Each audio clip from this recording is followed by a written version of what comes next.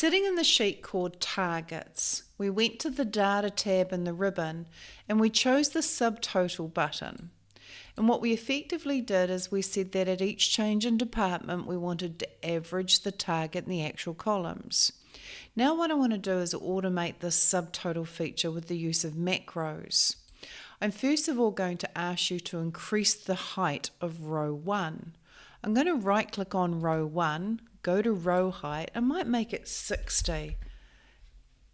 What I then want to do is push the headings that are in row 1 to the bottom of their cells. So I'll go home and I'll choose this vertical option, which is bottom align. Now the reason I did this is where I want to put the buttons to switch between the different ways I want to view this particular sheet.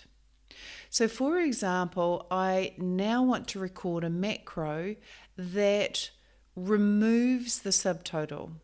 So I'm going to my record macro button and I'm going to call it remove subtotals. And I'll choose OK. So now I'm simply going to record clicking on A1, going to data in the ribbon, choosing the subtotal button and choosing remove all. And that's what I wanted to record doing. So then I'll stop recording with my little button down here. Now I want to record a second macro which basically puts that subtotals back on again. And it's to average the target and actual. So let's just call it average sales. I'll choose OK.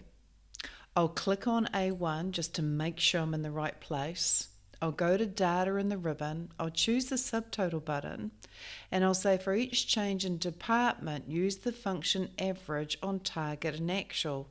It actually has a memory of what we chose last time. So now I can just choose OK. I'll then click maybe the 2 button and that's where I want to stop recording. So I'll stop recording. Now what I want to do is create a third macro. This macro, if I click it, is not to average the sales but to total the sales. And I'll choose OK.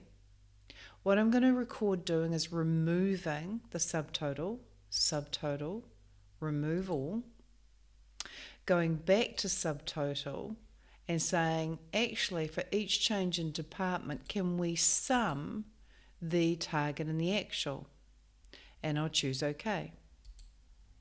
I'll then click on the 2 to collapse down to the level 2 and I'll stop recording. So we've made 3 macros. Now let's make some buttons. I'm going to go to insert and I'm going to go to shapes and I'm just going to choose a rounded edge rectangle. I'll choose to drag this out and I'll go into its, with a right click, its size and properties.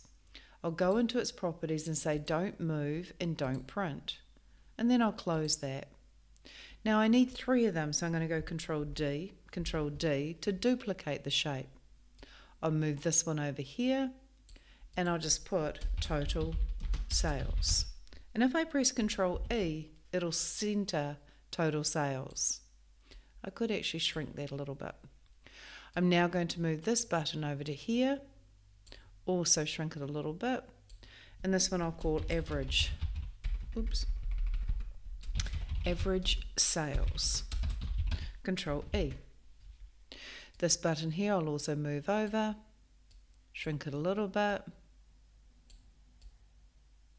and call it clear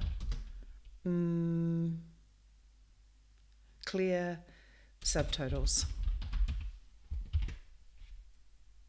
Alright, we can then just get these the same. If I click on this one, shift click, I can go to shape format and I could go to align and I could actually say that I wanted to align them to the top and I could set their height to a specific amount like 1 centimetre and their width to maybe 2 centimetres.